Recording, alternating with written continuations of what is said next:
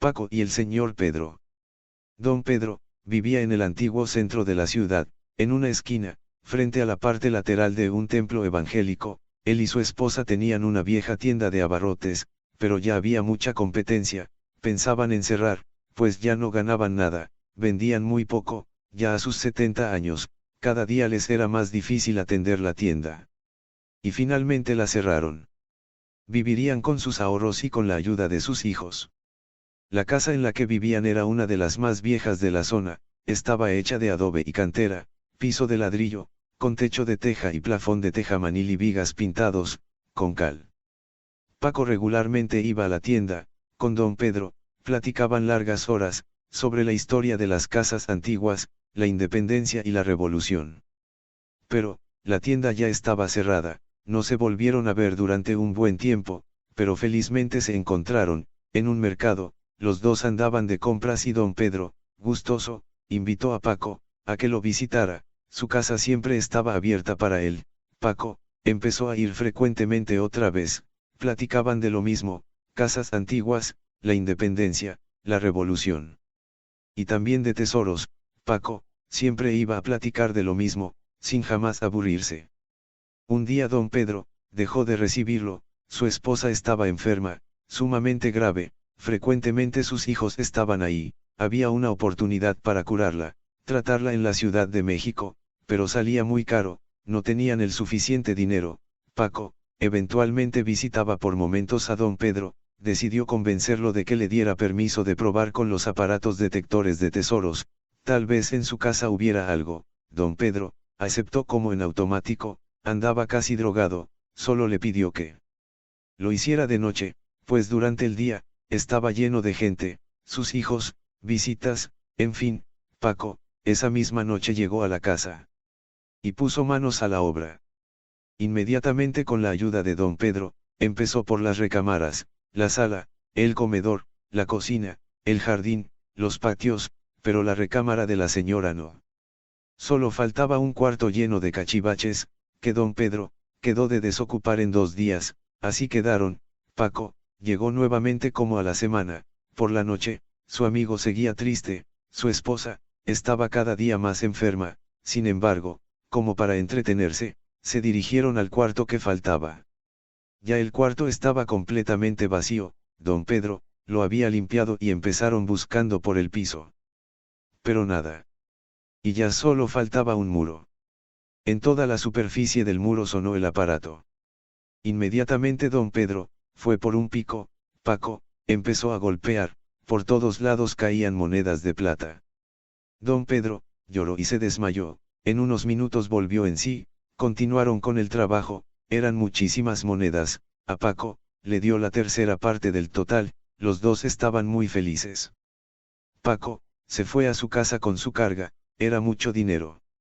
Regresó como a los 15 días a visitar a don Pedro. Le abrió su esposa, la señora ya estaba sana. Ella, sonriendo y dándole las gracias, le dio un abrazo y un beso. Don Pedro, feliz, solo observaba.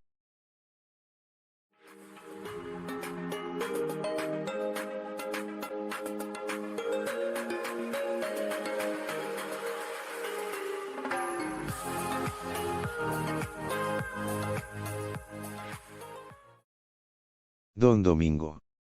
Era una familia numerosa, venían del Estado de México, llegaron al estado de Michoacán, donde abrieron muchas tiendas. Una de regalos, una ferretera, otra de vidrios, 3 de abarrotes y compraron una fábrica de harina, pero la que nos ocupa es una tienda de abarrotes. La de don Domingo, era la más grande, no solo la de su familia, sino la del pueblo. Vendía de todo, incluso materiales para construcción, vendía mucho más mercancías, que en un supermercado actual, de tal suerte que siempre tenía clientes, y muchísimos empleados. Don Domingo, era un hombre muy activo, desde las 6 de la mañana ya andaba repartiendo la leche de su rancho. A las 9 de la mañana, ya estaba en la tienda, a las 9 de la noche cerraba. Y todavía los domingos, después de ir a misa, se iba a un curso de naturismo. Y en sus ratos libres, visitaba a los enfermos. Y así pasó su vida los últimos 40 años. Hasta que vendió la tienda. ya tenía cubiertas sus obligaciones, a todos sus empleados les dio casa y los liquidó, ahora se dedica a curar gratis con hierbas.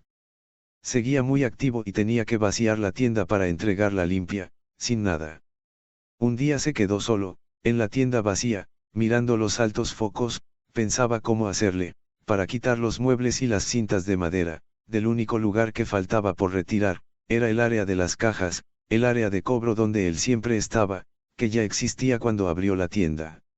Era un cuadrado, de aproximadamente 7 por 7 metros, todo el perímetro, era formado por mostradores, con un piso de unos 20 o más centímetros de alto, hecho con vigas y piso con cintas de madera. Al día siguiente don Domingo andaba con muletas. Se lastimó un pie, se le sumió en las cintas ya rotas, en la tienda, bajo las cintas estaba un cajón, lleno de monedas de oro, él siguió con su vida normal, atendiendo enfermos, curando gente. Sus hermanos decidieron repartir el edificio de la harinera. Ellos ya eran grandes y cuando sus padres compraron la harinera, esta ya era vieja, arreglarla sería muy costoso, preferían repartirse y que cada uno tuviera su parte. Se midió cuidadosamente toda la propiedad y don Domingo estaba dispuesto a recibir lo que le dieran, le tocó la parte más vieja, que usaban como oficinas, construcción hecha con cantera, adobe, piso de cintas de madera, pintado ya de rojo, plafón de manta de cielo, madera y teja. Don Domingo hizo una barda en su parte y le puso llave a la puerta. Así pasaron 5 meses, posteriormente decidió usar el lugar como bodega, para almacenar alimento para sus vacas.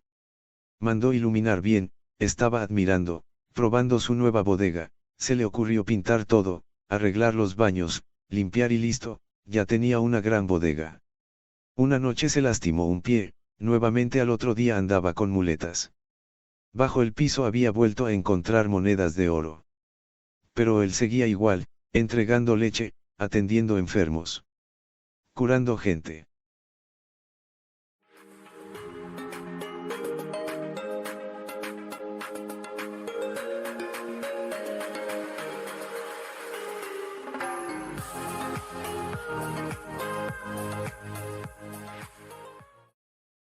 Don Alfonso, María y su hermano. Tenía 70 años, 2 hijos, un hombre y una mujer, vivían en San Javier, él era un campesino auténtico. Había salido temprano, como muchas mañanas, a un cerro a traer camotes. Su hijo, de 29 años, probablemente ya estaba en la Ciudad de México, vendiendo artesanías de barro, hacía ollas, platos, jarros, cazuelas y muchas cosas más. Su hija de 25 años, trabajaba como secretaria, con un prominente maderero, en Ocampo, Michoacán, ella sí había tenido la oportunidad de estudiar. Los tres, llevaban una vida normal, de trabajo y progreso. Pero ese día todo cambió, María, llegó como siempre, a las 6 de la tarde, pero no había nadie, no pasaba nada, su papá posiblemente llegaría un poco más tarde. Y su hermano en 2 o 3 días. Mientras tanto hizo la cena. Huevos en salsa, frijoles refritos, tortillas, queso, agua de limón, pan blanco de hoja y atole de zarza. Pero eran las 9:30 de la noche y su papá no llegaba, justamente pensaba en la tardanza de su papá, oyó ladrar a los perros, era señal de que alguien llegaba, efectivamente era don Alfonso, que iba entrando, apoyado en un grueso palo y cojeando. María corrió a auxiliarlo y juntos entraron a la casa, el señor fue a asearse y posteriormente se sentó a cenar, su hambre era mucha. La preocupación de su hija era saber qué le había pasado y don Alfonso le contó. Se fue como siempre a recolectar camotes, eligió el cerro que está a un costado de las ruinas arqueológicas, es el cerro más alto de la región, muy pero muy empinado. Ya había juntado una buena cantidad de camotes, solo le faltaba un poco para terminar, dejó el costal a un lado y caminó unos pasos. Y se sumió, cayó a un hoyo. Se lastimó y estaba todo adolorido de una pierna, prendió un cerillo para ver dónde se encontraba, era un túnel lleno de grandes ollas en fila, para un lado y para el otro, las ollas contenían piezas de todo tipo. De barro, de piedra, de oro, de otros metales, pero lo que quería era salir, le costó mucho trabajo pero lo logró, lo que pudo sacar fue una rústica, pero bella águila, de oro con incrustaciones de piedras preciosas. Se tuvo que hacer de un palo para regresar a la casa, esa era su historia. María, buscó en el costal y efectivamente, ahí estaba un águila de oro, de unos 30 centímetros por 15, cuidadosamente la envolvió en un trapo rojo y la guardó. Con una pomada de árnica, se puso a curar a don Alfonso, que ya se sentía mejor. Transcurrieron 3 días y José, su hermano, no llegaba, luego 4, 5, 6 y 7 días. María, se preocupó y pidió permiso en su trabajo, para ir a buscar a su hermano a México. Benito, la esperaba, cuando María, llegó a la terminal de observatorio. Él le comunicó la desagradable noticia, su hermano estaba preso. A María se le vino el mundo encima. Benito, la calmó, ya un abogado de los artesanos, se estaba haciendo cargo de su hermano, de defenderlo. Se entrevistaron con el abogado, fueron a ver a José, a la cárcel. La situación era sencilla, lo eligieron para fincarle un delito que no cometió, algo muy común. Y desde luego, todo era cuestión de dinero, de pagar. María, regresó a San Javier y puso al tanto de la situación a su papá, quien dijo muy tranquilamente, hay que vender el águila. En los siguientes días, María, nos localizó a Paco y a mí y nos contó la historia. Habría que evaluar el águila, ver cuánto costaba y venderla. La decisión estaba tomada, era urgente, decidimos tomarle una fotografía al águila. Paco, llevó la foto y se la enseñó al abogado. El abogado, mostró mucho interés y se daba por pagado con la joya y se comprometía a que en un solo día, ponía en libertad a José. Y así fue. Paco, entregó el águila al abogado y ese mismo día José, quedó libre. Paco, entró al túnel en el cerro, caminó decenas de metros, siempre hallando el mismo contenido, las ollas con un gran tesoro, pero no sacó nada. Creo que hasta la fecha es un delito saquear arqueología.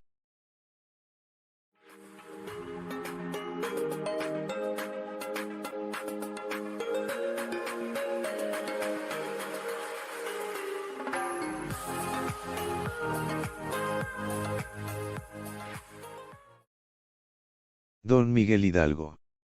En Michoacán, las regiones de Tuxpan, Ciudad Hidalgo, Irimbo, Marabatío y Acámbaro, Guanajuato, eran los lugares en los que se presume, tenía sus haciendas y otras propiedades, el cura Hidalgo, lo cual era conocido en esos tiempos de la independencia. Estos sitios también le servían para reunir a sus ejércitos, guardar dinero, armas, alimentos, etcétera, etcétera. Lo interesante es que, basados en esta información, una gran cantidad de gente ya anciana, asegura, basada en una comunicación oral, que el cura Hidalgo, en sus innumerables desplazamientos, guardó 7 toneladas de oro, amonedado, en algún lugar, entre Tuxpan y Ciudad Hidalgo. Y que, a causa de los movimientos de la Guerra de Independencia, ya no lo pudo recuperar y ahí se quedó el dinero. Transcurrió el tiempo, mucha gente buscó. Y busca en infinidad de lugares, sin lograr encontrar el oro.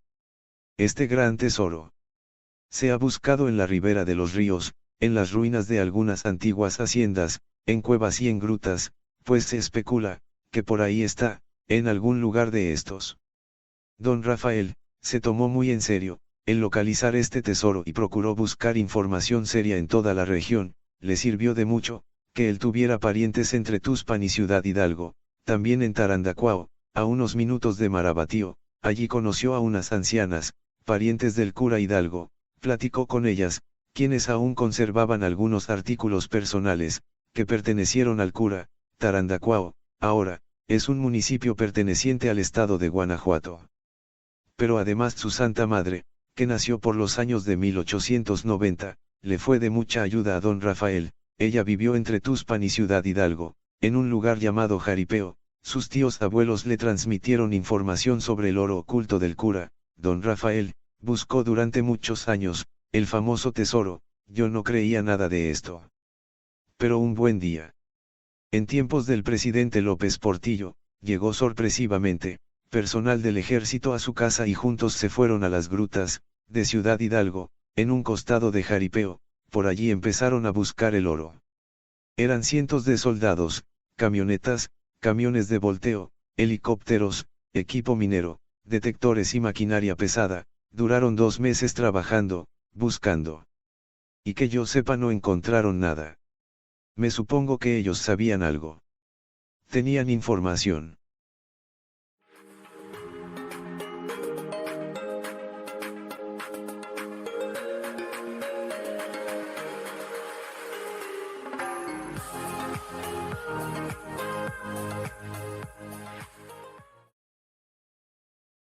Carlitos. Antiguamente era una hacienda, pero ahora es un lugar donde están construidas muchísimas casas, de muy diversas épocas, que conforman una manzana muy grande de la ciudad. Sin embargo todavía queda un terreno, ubicado en una esquina, que es de unos 2000 metros cuadrados, con bardas de mampostería y árboles centenarios. Enseguida, al otro lado, había una casa construida en 1885, que fue habitada por dos señoritas solteronas, las cuales, ya tenían muchísimos años de haber fallecido. La casa estaba en ruinas. En 1990 la derribaron y solo quedó un terreno limpio, con un gran portón de fierro. Allí rentó Roberto, un amigo de Carlitos. Su propósito era instalar un taller de carpintería. Solo hizo una techumbre, con láminas de cartón, llevó herramienta y unas cuantas pequeñas máquinas. De esta manera ya tenía taller. Justamente enfrente vivía José, que atento miraba la instalación del nuevo negocio. Él era un maestro de escuela, con el cual tengo una buena amistad y gran confianza. Alguna ocasión pasé por la calle de su casa, él estaba parado en la puerta muy pensativo. Lo saludé y le pregunté lo que hacía. Por respuesta me dijo: pásale. Entonces pasé a su casa, a la primera habitación. Entrando a mano derecha, había unos escalones de madera, que bajaban unos metros. Me quedé sorprendido, no podía creer lo que veía. De ahí partía un túnel muy bien hecho, justo hacia el taller de Roberto. Calculé que el túnel ya había cruzado la calle. Salimos de su casa y me platicó que enfrente, en lo que era la antigua casa, vivían unas solteronas muy ricas, que nunca trabajaron y se dice que tenían mucho oro, tanto que lo enterraron y que también hicieron un plano del sitio, donde enterraron el oro, al que el maestro tuvo acceso. Lo tenía un pariente de ellas, un señor muy viejito, que le mostró el lugar exacto donde enterraron el dinero. Decía el maestro, que el dinero estaba en lo que era la cocina. Recordaba cuando entró a esa casa, ya hacía muchos años, cuando aún era un niño, fecha en que le mostraron el sitio, pero no se olvidaba de la cocina, conocía muy bien la ubicación.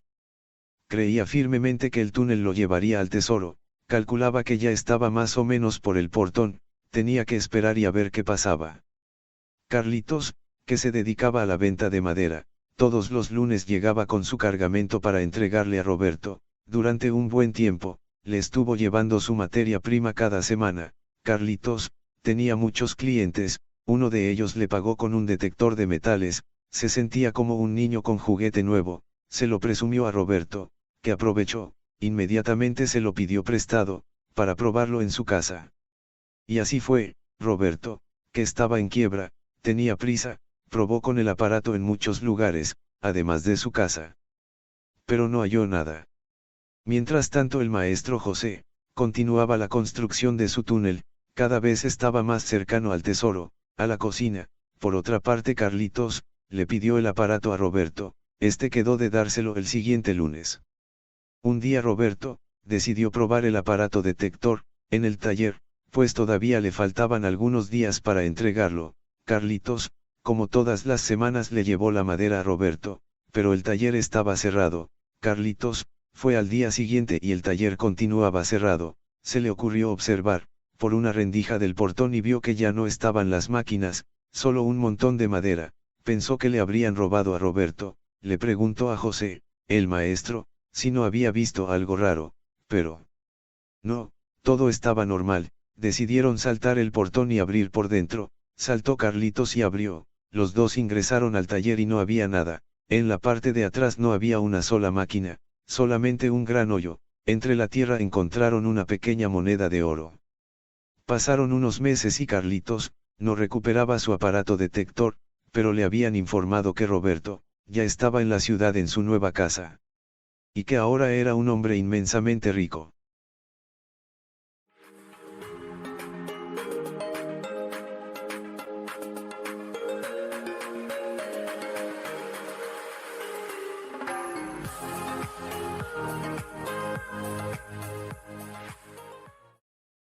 Antonio. Estaba esperando a que terminaran la construcción de las instalaciones de una novedosa distribuidora de refrescos, en el oriente de Michoacán, la oficina, los patios de maniobra y almacenamiento, el altar para la Virgen de Guadalupe, el área de personal y la bodega, etc. Ya casi estaban por concluir, solamente faltaba por pintar el portón del gran acceso para los camiones. Así se llegó el día de la inauguración. Antonio invitó a todos sus amigos a la fiesta, a la que por supuesto asistía don Enrique, dueño de la refresquera. Por fin Antonio iniciaba como gerente el nuevo negocio de una distribuidora de refrescos. El tiempo pasó normalmente. Ya Antonio había aprendido a manejar la distribuidora, desde luego, al nuevo personal. Uno de los choferes, que era vecino del lugar, le platicó a Antonio la historia de lo que era la antigua casa, ahora la distribuidora. Le hizo saber de que en los nuevos patios había un tesoro enterrado. Se lo decía con tanta seguridad que Antonio se lo creyó. Antonio, que sentía una gran atracción por los tesoros, inmediatamente me llamó. Quería que lo viera en su oficina. Me platicó detalladamente toda la historia del supuesto tesoro. Me invitó a participar en la aventura, en la búsqueda del oro, pero teníamos que localizar el lugar preciso, y para ello propuse a mi amigo Paco, sin duda el mejor buscador de tesoros que conocía, con un excelente manejo de los aparatos detectores. Una vez que lo localicé, acudimos con Antonio, quien ya nos esperaba. La distribuidora ya estaba vacía, no había gente, eran las 9 de la noche y todo el personal se había retirado. Nos dimos a la tarea de buscar. Paco probó los aparatos en toda el área y dejó para lo último los patios de maniobra. Buscó, probó y probó, pero no halló nada.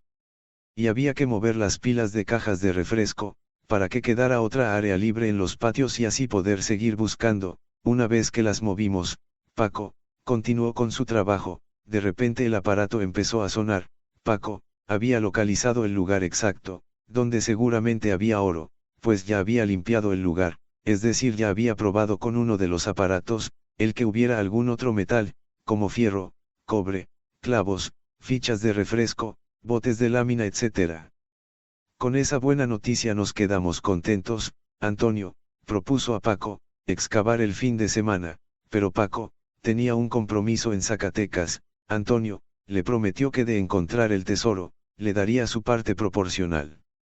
Yo, Antonio, Carlos y Miguel iniciamos la aventura. Todo estaba planeado y decidido. Lo haríamos el viernes por la noche. Antonio daría el sábado libre a todo el personal, esto con el propósito de que, como se iba a destruir el concreto con la excavación, se pondría un nuevo piso y después de ponerlo, se aprovecharía el sábado y el domingo para el secado.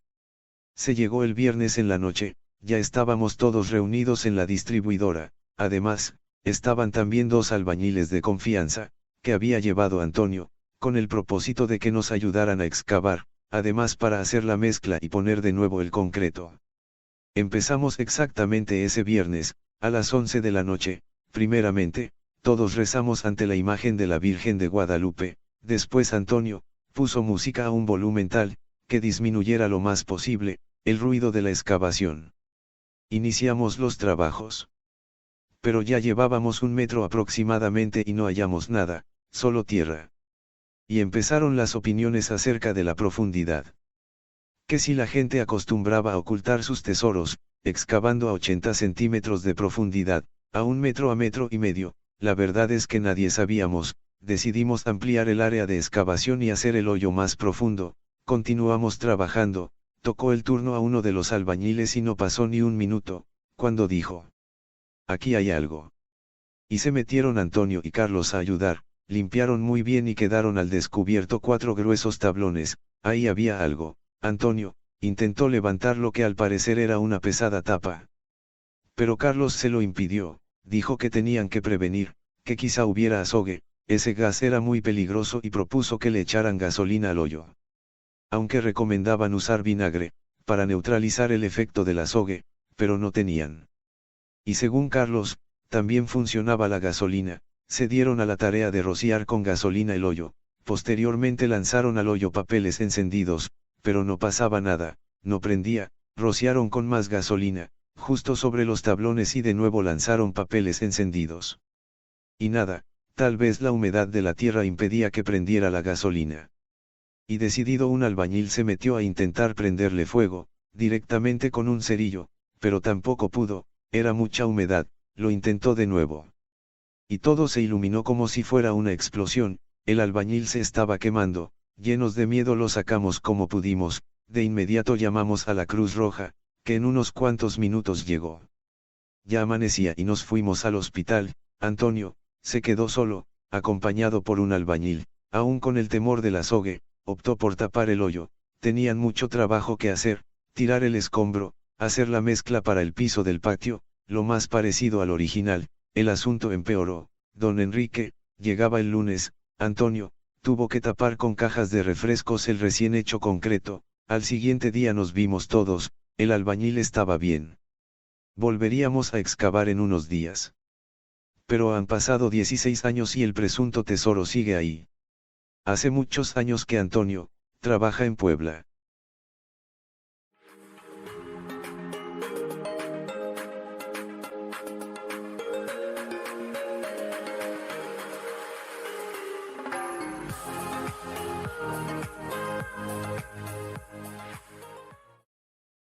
Doña Cristina. Ella era vecina de Paco, el buscador de tesoros, una madre soltera que tenía dos hijas, una estudiaba enfermería y la otra la preparatoria. Era muy difícil llevar una vida así, con su trabajo en un salón de belleza, doña Cristina no alcanzaba a solventar los gastos. Y un poco soñando, constantemente le decía a Paco, que probara con sus aparatos detectores, quizá hallara algo en su pequeña casa, pues se decía que en esa zona había dinero enterrado. Aunque tenían una buena amistad, Paco no le hacía mucho caso, pues en verdad siempre estaba muy ocupado, además como era su vecina, en cualquier ocasión haría el trabajo, porque realmente el problema era falta de tiempo. Doña Cristina era muy luchona y decidió que por las noches vendería pozole y tostadas, faltaba espacio para hacerlo en su casa, así es que lo hacía en la calle, sobre la banqueta. La casa era muy chica y bastante vieja, había sido parte de una casa más grande. Ya Paco se había vuelto un cliente habitual, todas las noches, cuando podía, cenaba su pozole con sus tostadas con crema, frijoles, cueritos de puerco y salsa de chile de árbol. Doña Cristina estaba un poco mejor económicamente, pero no era suficiente, ella le seguía insistiendo a Paco. Y así pasaron algunos meses, hasta que se llegaron los tiempos de la Navidad. Él aceptó realizar el trabajo, la señora estaba feliz, continuaba con la venta del pozole y mientras tanto Paco trabajaba para buscar el presunto tesoro. Empezó del frente de la casa, hacia atrás, todo lo hizo con mucha calma, había que mover muchos muebles, camas, roperos, etc. Ya era la cuarta y última habitación, también era el segundo día. En uno de los gruesos muros de adobe el aparato marcó con cierta intensidad. Paco le llamó a doña Cristina, que con un gran nerviosismo acudió al llamado.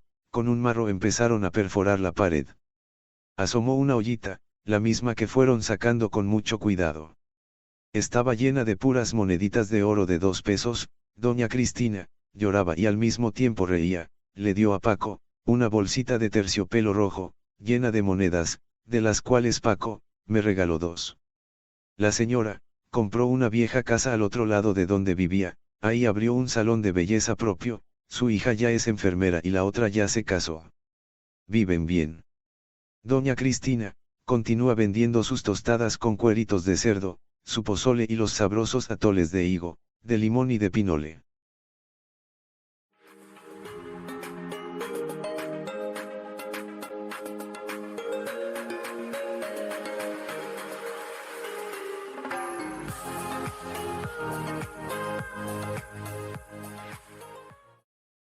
El corredor.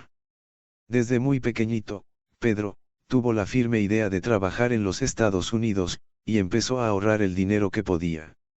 Una parte de lo que ganaba era para su mamá, otra la guardaba en el viejo bote de plástico, de 19 litros, en el que alguna vez había pintura, también en una caja de zapatos. Pensaba llenarlos algún día, de billetes y monedas para viajar al norte. En las tardes él trabajaba en una maderería, donde fabricaban cajas, para diversas frutas y verduras. En la mañana asistía a su escuela, así transcurrieron los años. Pedro, ya estaba a punto de ingresar a la escuela preparatoria, su ahorro iba creciendo con cierta regularidad, ya llevaba avanzada un poco más de media cubeta y caja, casi sin sentirlo terminó la prepa. Su bote estaba a escasos centímetros de llenarse y la caja de zapatos también. Sabía que no podría estudiar la universidad, ya que ni su familia, ni él, tenían el dinero para sufragar ese gasto, y tenía que viajar a los Estados Unidos, para trabajar allá. Sí, a los pocos días se fue, dejaba atrás a su madre, a sus hermanos, hermanas y numerosos amigos. Con muchas dificultades y un gran costo, logró cruzar la frontera. Para su fortuna se colocó, como ilegal, en una empresa maderera y pasó sus primeros 2 años, trabajando fuertemente, enviando dinero a su familia, a su mamá, con dificultad consiguió que le dieran su licencia de manejo, con la ayuda de su patrón. Dentro de la empresa trabajaba como chofer, en un camión, era muy bueno. Pero ya era necesario que entregara pedidos en la ciudad. Con el transcurso del tiempo, Pedro, se convirtió en ayudante, del hijo del dueño de la empresa, quien corría autos de carreras. Lo asistía en el mantenimiento de sus autos, en el aspecto mecánico, pronto terminó como jefe de mantenimiento, del equipo de trabajo, de James Richard, que así se llamaba su nuevo patrón. Pasaron algunos meses y Pedro, ya probaba autos, en la pista. Se casó muy joven. Y en breve tiempo vino la sorpresa, James Richard, le dio la oportunidad, de tener su primer carrera de autos. Con el patrocinio de James Richard, ya como corredor profesional. Pedro, corría en varias carreras, en diversos estados. Ya las revistas especializadas hablaban de Pedro, el corredor de autos. En su pueblo, en Michoacán, ya era muy conocido. En una profesión tan difícil no faltan los accidentes y Pedro, tuvo el primero. Y el segundo. Y el tercero. Y el cuarto. Y el quinto.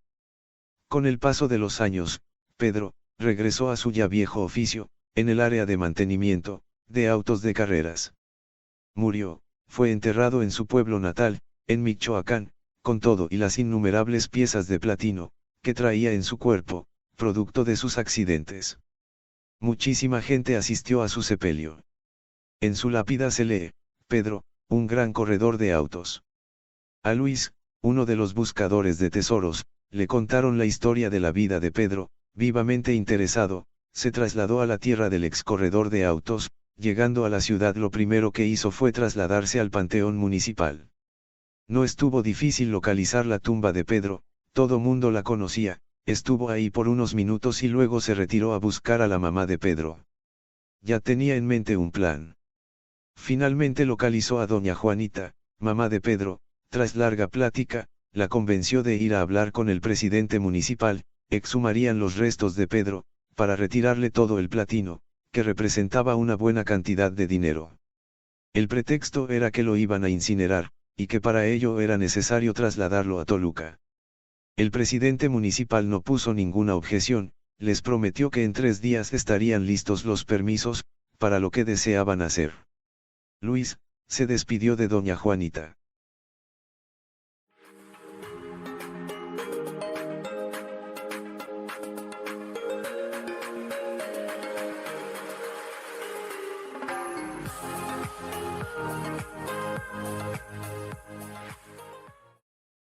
El ingeniero. Se tituló en la Universidad Michoacana, de San Nicolás de Hidalgo, después de ir y venir, cada 8 días a Morelia, de la ciudad de Ario, trabajó en una constructora en la Ciudad de México, pero pronto se fastidió, el ir y venir cada 8 días ya no le gustó, ahora estaba más lejos, ya no estaba en Morelia.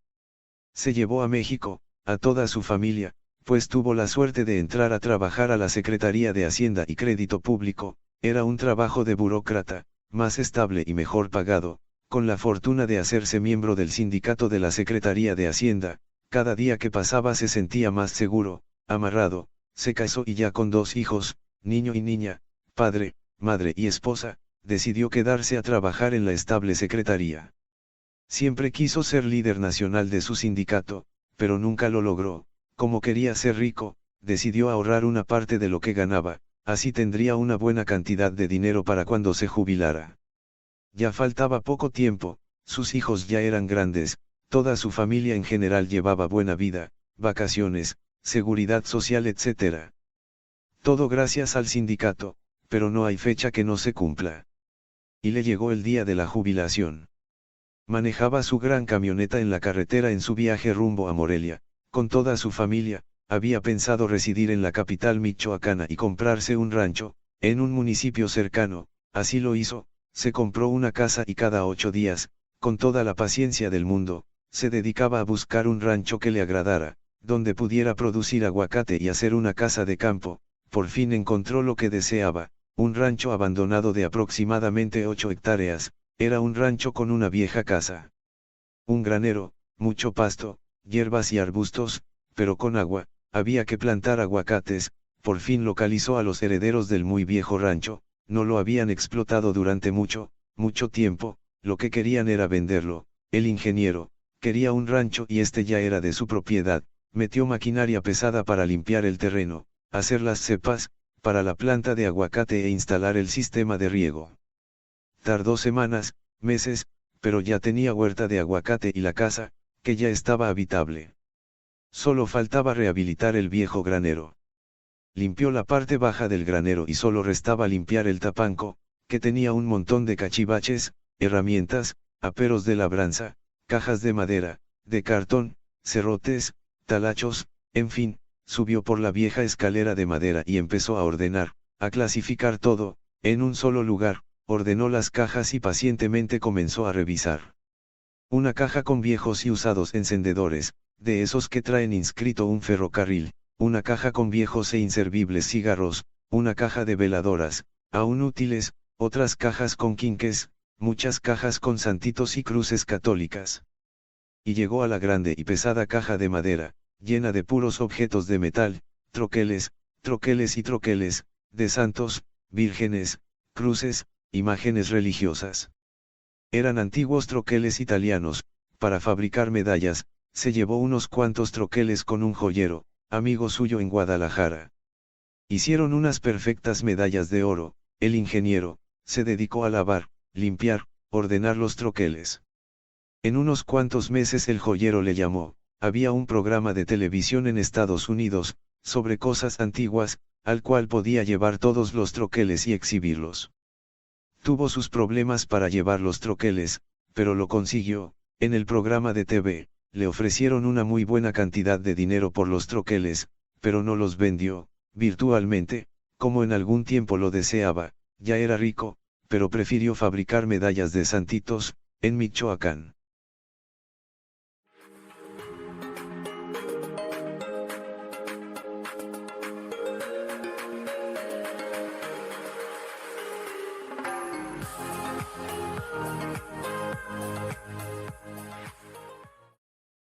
Iván, el joyero. Vendía joyas de todo tipo, anillos, esclavas, medallas, aretes, collares, todo lo que le pidieran en oro y piedras preciosas. Encontró que Ciudad Hidalgo era un buen lugar para vender, una buena plaza, tenía muchos clientes y cumplía puntualmente con todos los encargos que le hacían. Especialmente con don Cándido, tardó más tiempo, pues este señor quería una esclava, con su nombre hecho con pequeñas esmeraldas.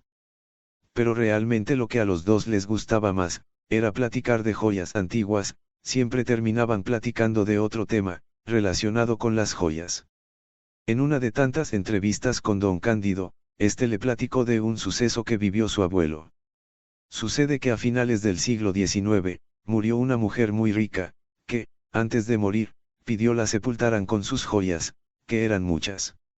Siempre andaba muy enjollada, en ese tiempo era una importante dama de la sociedad moreliana. Sucedió que la dama murió y la enterraron con sus joyas, unas puestas y las demás distribuidas en toda la caja, incluso sobre su cadáver. Para evitar posibles problemas, posibles robos, los familiares de la difunta le daban una cantidad, un pago semanal, por cuidar la tumba, la capilla, al velador del panteón municipal, que obviamente no sabía del asunto. Toda esta fue la narración de don Cándido. Ya habían pasado alrededor de 100 años del entierro de esta dama. No hubo ningún incidente, todo se fue al olvido. Cada año los pocos familiares de la dama en cuestión, ordenaban la limpieza de la capilla, en que estaba enterrada.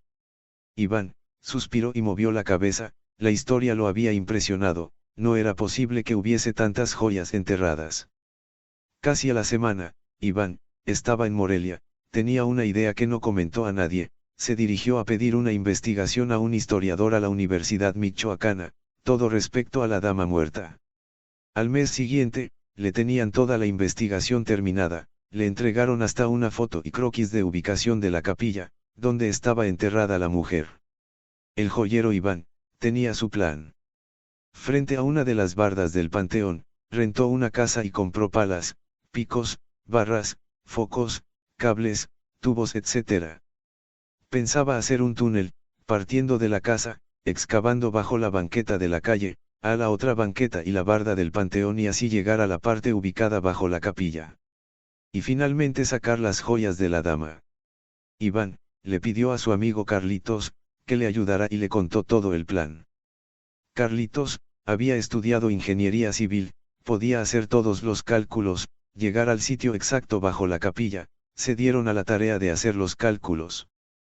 Procurando no llamar la atención, empezaron la excavación y con no poca dificultad, ya llevaban 15 días excavando, pero tocaron a la puerta de la casa, era la policía. Se los llevaron presos.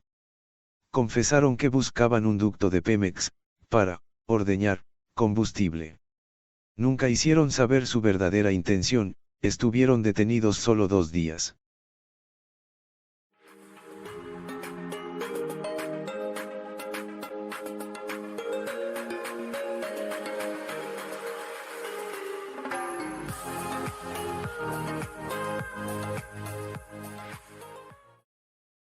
El baúl.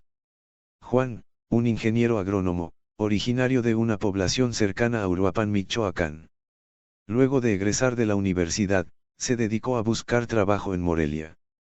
Con mucha dificultad y después de un largo peregrinar y tocar muchas puertas, logró encontrar algo relacionado con su carrera. Su actividad sería la de localizar terrenos, de la pequeña propiedad, ejidos y comunidades indígenas, en el campo, estableciendo la situación legal de las tierras y ubicación geográfica precisa, de cada una de las propiedades, así como la vocación productiva de la tierra y para pronto lo comisionaron a la Tierra Caliente, al municipio de Apatzingán. Juan, con sus compañeros de trabajo rentaron una céntrica casa, que acondicionaron como oficina, ahí despachaban y ahí vivían. Eran la novedad. Lograron hacer en corto tiempo buenas relaciones, particularmente Juan, hizo una buena amistad con Héctor, ejidatario de Apatzingán, que lo mantenía entretenido, interesado, con su gran cantidad de historias de tesoros, que había en toda la región. Despertando día con día su interés en estos temas. Juan, como cualquier hombre soñador, pensaba en encontrarse una gran bolsa de cuero, repleta de monedas de oro. Pero Héctor, interrumpió sus pensamientos y lo trajo a la realidad. Decía que en esta región, llegó gente de don Venustiano Carranza, en plena época revolucionaria, que por todo el rumbo quedó dinero enterrado.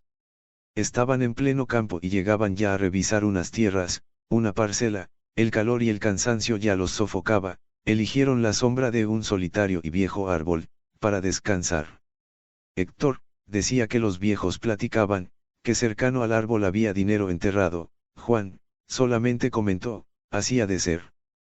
Puso un poco de sal a su pepino y le dijo a Héctor, bueno, en la tarde conseguimos un aparato detector, mañana lo calamos alrededor del árbol. Así le hicieron. Al otro día, como niños con juguete nuevo, llegaron al terreno, acompañados con tortas y refrescos.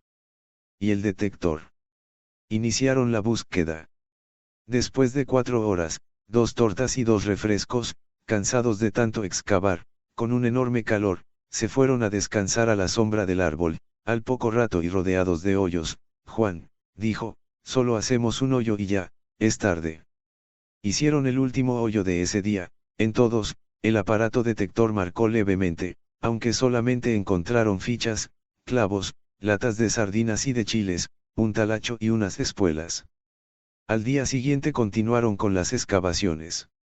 Esta vez formaron un círculo de 20 metros alrededor del árbol e iniciaron la primer prueba con el aparato, y nada, la segunda y nada. A la tercera prueba marcó intensamente, más que todos los otros, iniciaron la excavación y no lograron nada, pero el detector seguía marcando fuerte, así es que continuaron. De pronto, Héctor pegó en algo duro, con la pala excavó, para descubrir, un gran cofre con herrajes por todos sus lados. Con mucho trabajo lo sacaron, y difícilmente lo subieron a la camioneta, era pesado. Llegaron al estacionamiento de la casa. Todos los compañeros de trabajo miraban con emoción el cofre, lo bajaron y lo subieron a un escritorio. Les costó trabajo pero lograron abrirlo con un cincel y un martillo. Esperaban ver oro. Pero eran puros billetes, infinidad de billetes, papel moneda que fue usado en la época revolucionaria, billetes emitidos durante el movimiento de la Revolución Mexicana, entre los años de 1913 y 1916. Billetes, que mandaban a ser gobernadores y líderes revolucionarios, que eran de uso corriente, pero que ahora, año de 1985, no sirven para nada, solamente se venden a coleccionistas. Pero Juan prefirió guardarlos.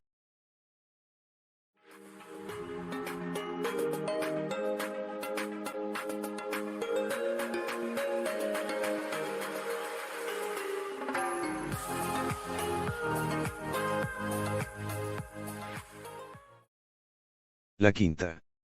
La Quinta, una residencia, como existen en muchas ciudades de México y Michoacán, era muy grande, llena de palmeras, árboles, flores, arbustos y una enredadera perimetral. Con un gran acceso de una cochera para 5 o más automóviles, una casa al centro con una gran sala al aire libre, aparte 2 accesos independientes. La Quinta se ubica en un municipio del oriente de Michoacán. Ahí estuvo viviendo una familia de estadounidenses ricos, durante muchos años, que finalmente se fueron a vivir a la Ciudad de México. Aunque venían frecuentemente, tiempo después abandonaron la Quinta. En una de las pocas veces que venía el dueño de la Quinta, Robert, don Rafael aprovechó la ocasión para hablar con él. El asunto era buscar un tesoro, de hallarlo, compartirlo a partes iguales. Don Rafael tenía sus investigaciones bien hechas. Don Robert aceptó el ofrecimiento, y entusiasmado le dejó un juego de llaves, más un documento que lo autorizaba a ingresar las veces que quisiera. Así don Rafael estuvo buscando el supuesto tesoro durante algunas semanas. Con los aparatos detectores, encontró diferentes indicios y le avisó a don Robert, y así, iniciar la excavación. Don Robert se quedó nuevamente a vivir en la Quinta. Esperaba que por breve tiempo, su interés era grande, las expectativas eran buenas y con un gran equipo humano y técnico, iniciaron la excavación. Una semana de trabajo y encontraron un túnel. Realmente estaban en una parte del túnel, a derecha e izquierda continuaba, haciendo un largo total de unos 200 metros, que rebasaba con mucho el tamaño de la finca. Revisaron con minuciosidad y lo que hallaron fue una gran cantidad, de todo tipo de armas, así como cascos y botas, insignias nazis, cinturones, corbatas y abrigos militares alemanes, de la Segunda Guerra Mundial. Material que conocía muy bien don Robert, que había estado en la Segunda Guerra. Don Rafael y don Robert decidieron entregar todo. Varios camiones del ejército mexicano se llevaron todo lo que encontraron. Don Robert y don Rafael habían compartido una aventura. Nunca se supo quién llevó todo eso, ni con qué propósito.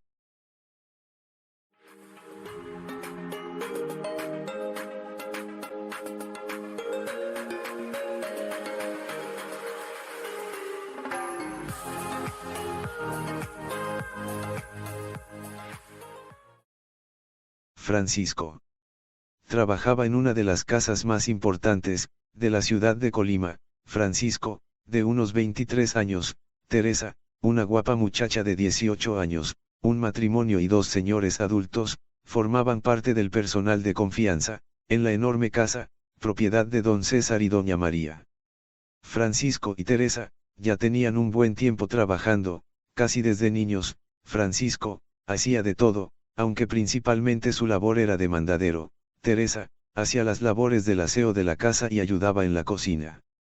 La ciudad estaba en plena transformación, por todos lados se hacían calles, drenaje, introducían agua potable, hacían banquetas etc.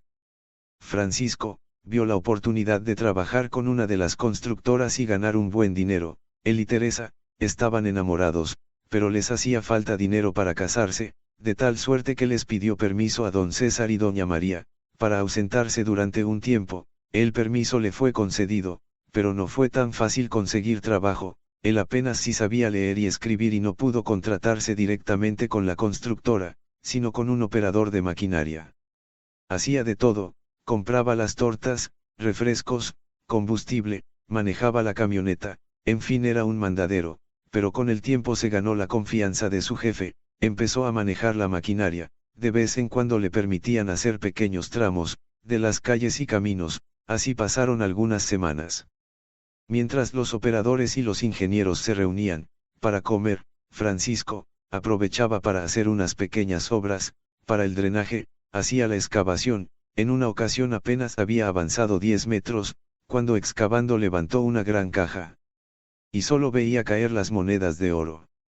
Afortunadamente no había nadie a su alrededor, cuidadosamente guardó todo en una de las camionetas, manejó sin parar rumbo a Guadalajara, estuvo mucho tiempo fuera, casi medio año, regresó a Colima, conduciéndose con mucha discreción, compró toda una esquina, donde en la planta baja construyó un taller mecánico y en la parte superior hizo una enorme casa. Francisco estaba listo, se fue a la casa donde había trabajado muchos años, tocó el enorme portón y le abrió Teresa, que toda ruborizada, emocionada, le dio un enorme beso. Él, tomándola de la mano, se dirigió a hablar con sus antiguos patrones, don César y doña María, que sorprendidos lo saludaron, platicaron brevemente. Francisco, que no podía esperar, sin soltar a Teresa, les pidió su mano. Ella, huérfana, era como una hija para ellos, y doña María, le preguntó, ¿y cómo la vas a mantener? La respuesta no se hizo esperar.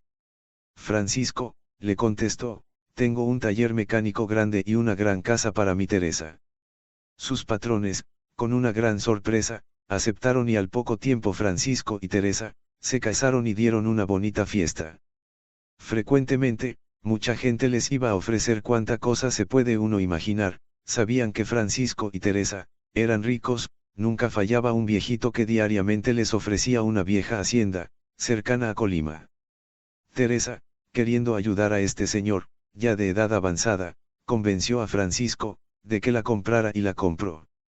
Pasaron algunas semanas y empezaron a ir a la hacienda con regularidad, estaban rehabilitando el lugar. Francisco, descubrió que un cuarto estaba bien disfrazado, cubierto por todos sus muros, como si no existiera. Él mismo se dio a la tarea de derribar uno de los muros.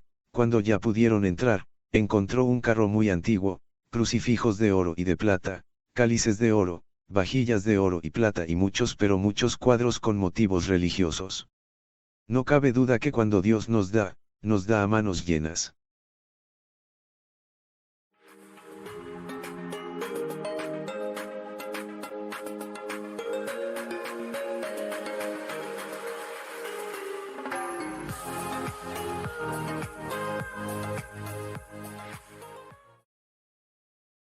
Cuatro amigos.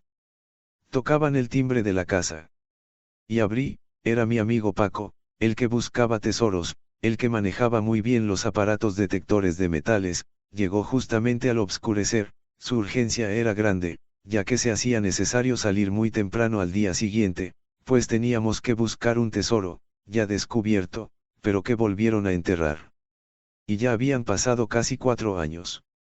La historia era esta. 4 amigos, Pedro, Jorge, Alberto y Felipe, hombres ya de edad madura, decidieron ir a buscar restos arqueológicos, tales como ocarinas, ollas, figuritas humanas, etc. En un cerro cercano al pueblo de Santa Ana, en la región de Tierra Caliente, en Michoacán, de donde eran originarios. El cerro, solo estaba a 20 minutos de la población, pero en subirlo, en llegar a la parte más alta, era más tardado, como alrededor de 45 minutos. Al llegar a la cima del cerro, el panorama era hermoso. Esta era una planicie de unas 50 hectáreas, con un arbolado variado y bonito, los restos de unas viejas ruinas de un asentamiento prehispánico, con una hermosa vista. A lo lejos se podían apreciar algunas ciudades, entre un gran paisaje montañoso. Los 4 amigos, una vez que llegaron al cerro, se dieron a la tarea de caminar por la planicie, entre las ruinas arqueológicas, y así se pasaron buscando durante 2 horas, y un poco cansados y acalorados, decidieron parar y aprovechar el tiempo para almorzar. Finalmente era un paseo, eran como vacaciones, y para ello, escogieron un lugar bajo un árbol. Todos comían alegremente, sentados en unas piedras, platicaban sobre la poca suerte que habían tenido. Pero en ese momento Pedro se levantó, veía entre los árboles lo que al parecer eran restos de una olla de barro, y hacia allá se dirigió, y al tratar de descubrir los supuestos tepalcates, gritó a sus amigos: oro, oro, oro. Inmediatamente, todos se pusieron a escarbar con las manos, encontraron una serie de grandes ollas, llenas de monedas de oro. Jorge bajó al pueblo muy deprisa y regresó con 4 costales, para guardar y cargar las monedas. Cuidadosamente guardaron el oro, con los costales a cuestas, iban bajando por el cerro, rumbo al pueblo. Ya les faltaba muy poco para llegar a la carretera, pero se detuvieron en seco, pues a una corta distancia, sobre la carretera federal, había soldados efectuando una revisión general.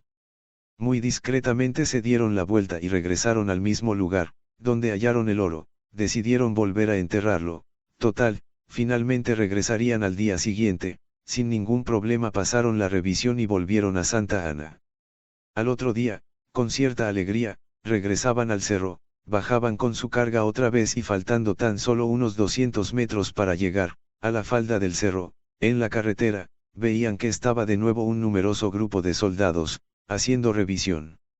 Regresaron su carga y volvieron al pueblo. Nuevamente al siguiente día, sucedió lo mismo. Y los buenos amigos, mejor preguntaron a las autoridades del lugar, cuánto tiempo duraría la revisión. La respuesta que les dieron no les gustó.